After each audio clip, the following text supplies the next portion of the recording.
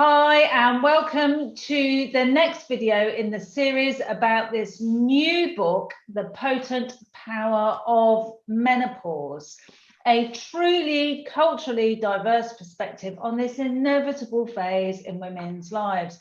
And today we are joined by the brilliant Maggie Inbamuthiah, and she is based in India and she's currently in Bangalore. Welcome, Maggie. It's so lovely to have you here. Hi there, Kate. I'm feeling very happy to be here as well. It's exciting to be writing this book along with you and talking about it today.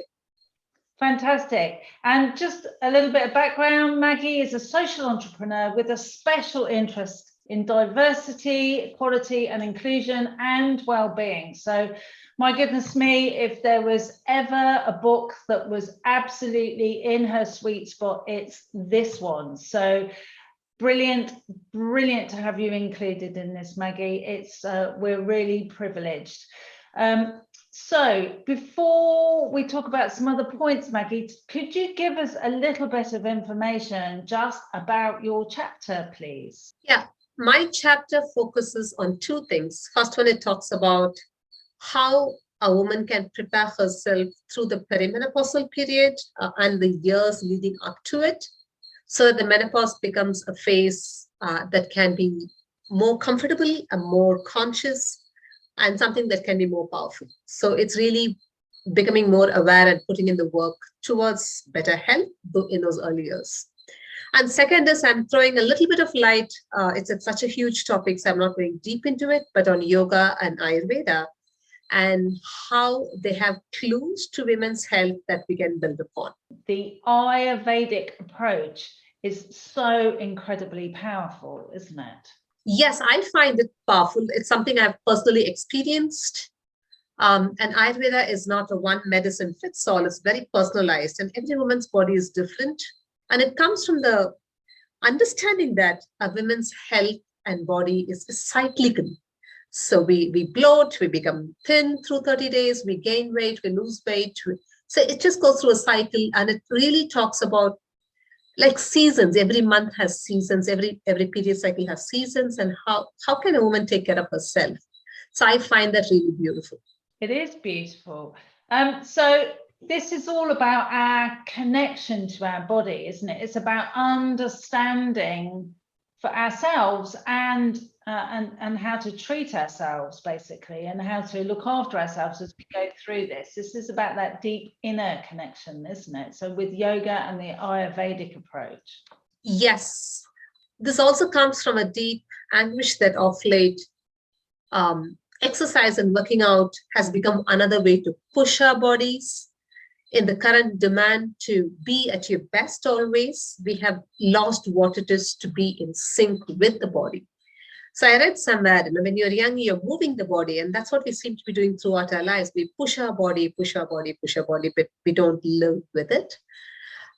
So the emphasis really is on understanding who I am, what works for me, what doesn't work for me, when am I the best, when is not such a great time. So I take a step back, retreat, build my reserves, then come back out.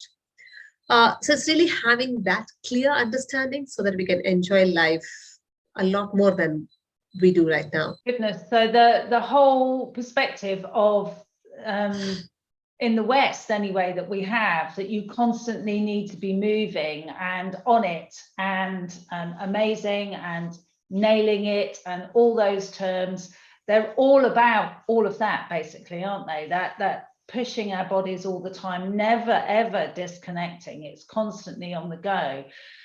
And I know that you speak about rest and, as you've just said, that disconnection, taking a break, withdrawing and then coming back again. That's correct. In our sleep times, they have the sleep rhythms have gone for a toss of late. We have lights all over. So the way rhythmically our bodies used to rest, it's not happening anymore. So rest has become an active work we have to do as well, and train ourselves to take those breaks that are needed. Especially in the last 2 years, Kate, I think we moving to online meant we are more connected than we ever were. We are on Zoom calls and video conferences and texts all day. Earlier, I would go into office, finish my work, and when I come back out, I'm disconnected from that space. I'm at home.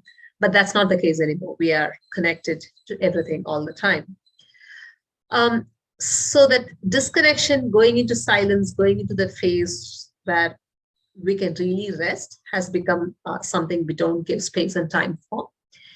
And research shows that rest is what restores not just our energy, restores our memory, restores the connections so that what we absorb through the day can become patterns in our brain and can contribute to more creativity later.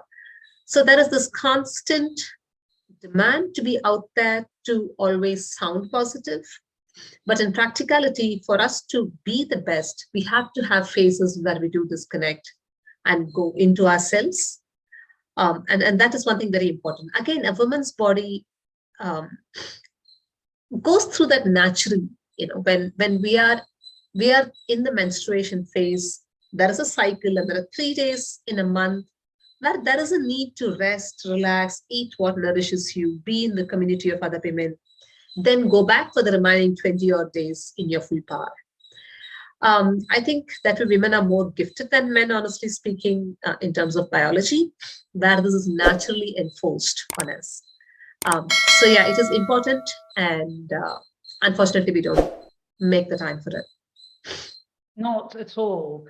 I mean, so as you said, since the pandemic, there is that need for us to be constantly on, isn't there? That accessibility has increased. I mean, it was there before, but most definitely that's increased as we've gone through the last 2 years.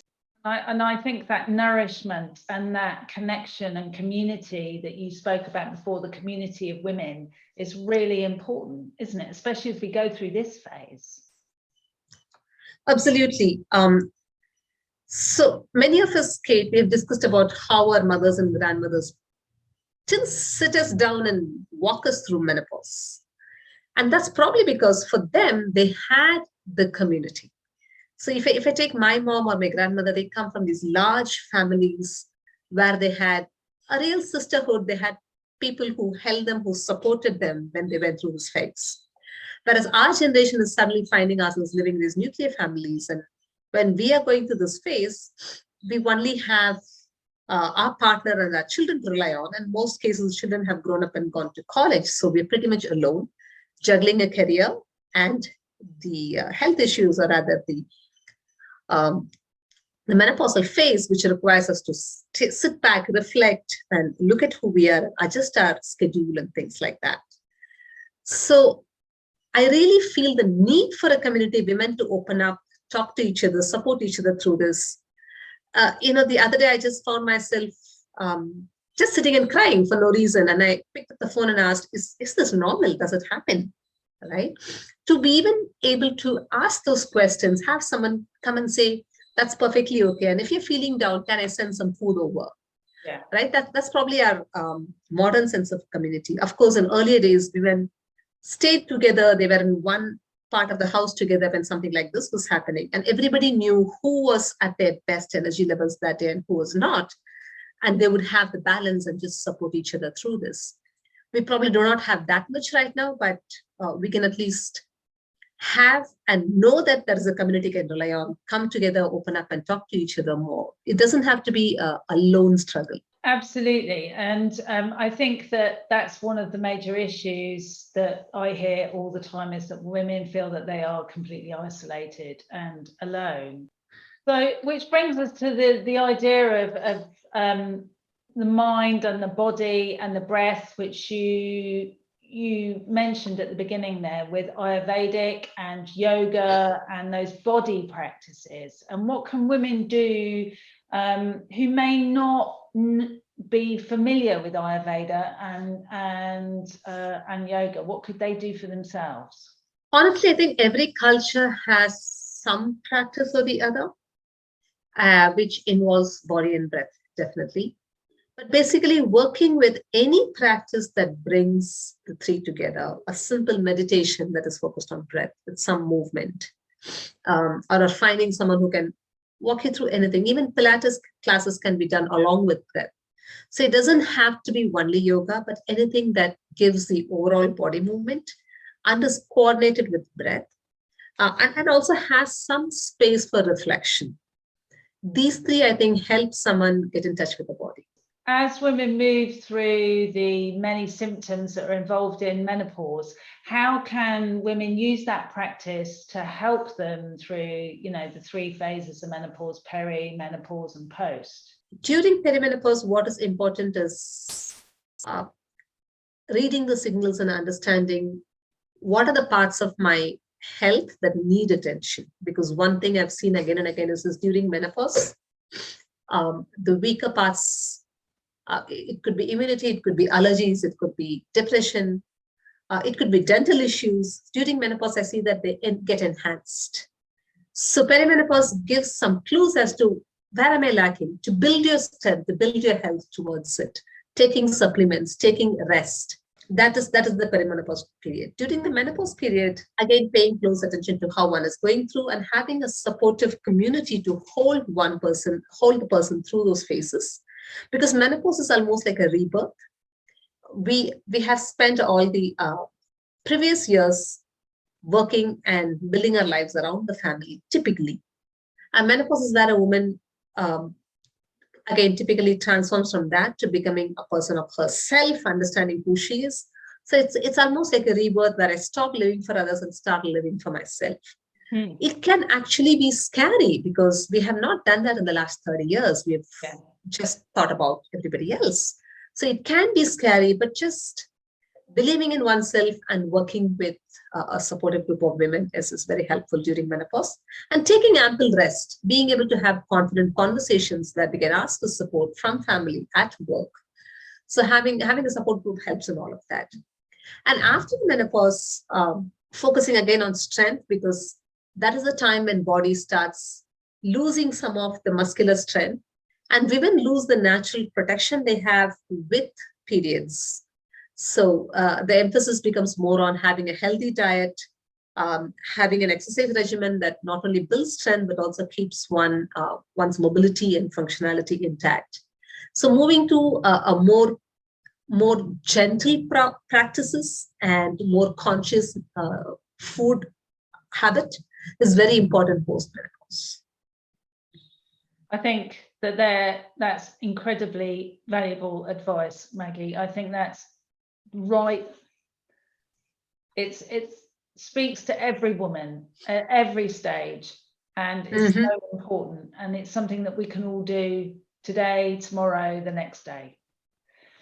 Before we go, is there anything else you'd like to add? Just that this is not something to be feared. I've seen a lot of women being scared of menopause. So much so that when I post something on LinkedIn, they will send me a direct message saying, oh, I read your post, I resonated with it, but I did not want to like the post in public. So there's a sense of, I don't want to talk about this. I don't want to deal with this. And that is something we carry over right from our menstrual period. There are a lot of people who don't want to know anything about the female reproductive system or the periods. I would say be courageous, be brave, and be curious, and just learn a little bit more, because it's a big part of who we are, and it's only fair that we know what it is all about so that we can deal with it more consciously. And on that point, thank you very much, Maggie. Fabulous to speak to you. It's a real privilege. Please remember to subscribe. There's a whole series of these videos, and the book is out on the 11th of May. So we've already gone past that date. So go on, follow the link in the comments below, and go buy yourself a copy. It's an amazing book, one of its kind, and I will see you soon.